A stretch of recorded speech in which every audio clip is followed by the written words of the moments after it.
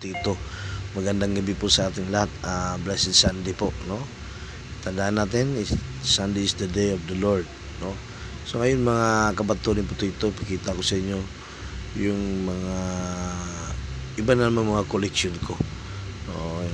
Kasi yung una, nakita ko sa inyo ngayon, itong mga malaki bato na napulot ko po, no, sa aking paglalakbay. Habang nagmamaneho po tayo ng motosiklo, pag nakita tayo ng medyo maganda yung bato, bigla tayong hihinto. Minsan nga muntik na tayo na disgrasya kasi bigla tayo nag-break nung nakita natin isang bato. Buti na lang, no, mahal tayo ng Panginoon. God bless po sa ating lahat mga kabato. So ipakita ko sa inyo ngayon yung isa sa mga nakita ko doon sa seminaryo kanina pong mga tanghali, bandang 1 PM. Ito po yung may mga kristal. Kung titingnan natin siya mga kabato, para siyang langgam, yung para sa ibon. Ito yung pakpak niya. Kung sa likod siya, sa akin lang, no, mga kabato ni Putito. Ito yung sa likod. Ito nagusto lang ginto. Ayan, mga kabato ni Putito. Ayan natin.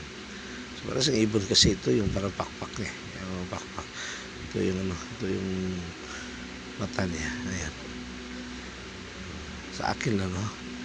Hindi ko alam mga kabato ni Putito kung ano to.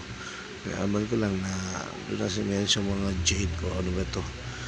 So yun po, makita ko na siya yung mga kabato, no? Ito matagal na to sa akin. Last March po nakita ko po dito sa ilog po ng Hinatilan, Cebu. Ito kasi may nakita din ako sa video ng mga kulay puti. Sabi po na mga antingero na yung bato ara daw ay kulay puti. Wala naman siyang image, no? Wala naman siyang mukha na mga ko. Ito lang yung sa likuran ng bato. Hindi ko alam kung ano to, bato ara ba ito o part ba ito ng mga sa dagat. Ito po mga kabato ni Putito. At sunod to mga kabato ni Putito, ito napulot ko rin kanina. Ito yung pangil ng kidlat. Hindi ako nagkamali. Ito yung pangil ng kidlat mga kabato. Nakita ko rin to sa seminaryo. Nagtaka ako mga kabato ni Putito kasi ito parang simento. Pero hindi naman sa simento, bato naman siya. Ito may madisinyo pa. Labasan. Labasan to.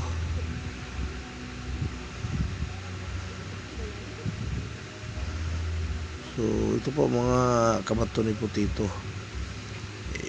Sa akin lang, no, ano to, meteorite ba ito o pangil ng kidlat. So, sa akin parang pangil po ng kidlat mga kabato ni Putito.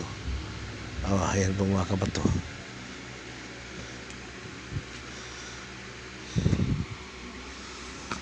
Lapit natin. Ayan.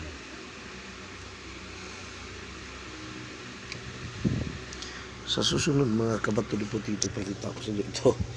Ito yung bato na nakita ko doon sa sa may Mandawi. Mandawi ito maraming minerals mga kabato ni Putito. Ayan, hindi ko lang alam kung ano itong bato to. Ito ba meteorite, ito ba ruby, sapphire, kasi ipatapon sana ito ng misis ko. Sabi ko wag, maraming mga minerals yan,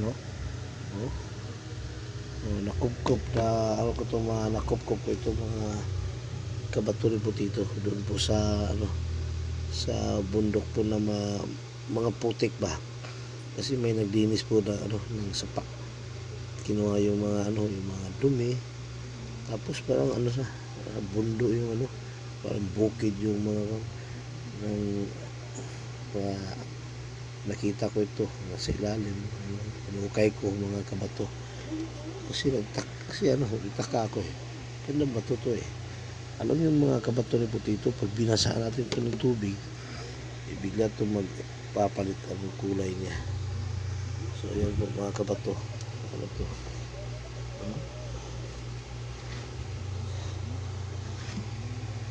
Shoutout po sa ating lahat, yung mga kabato ni Putito.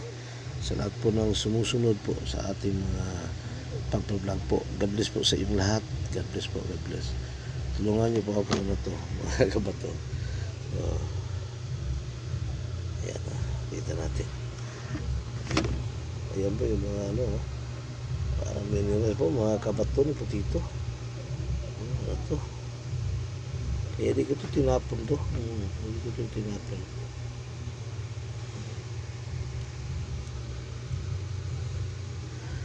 Yun po lahat mga kabato ni Putito. Good night po sa ating lahat. Sa mga natutulog na dyan. Ito. God bless po sa ating lahat. God bless.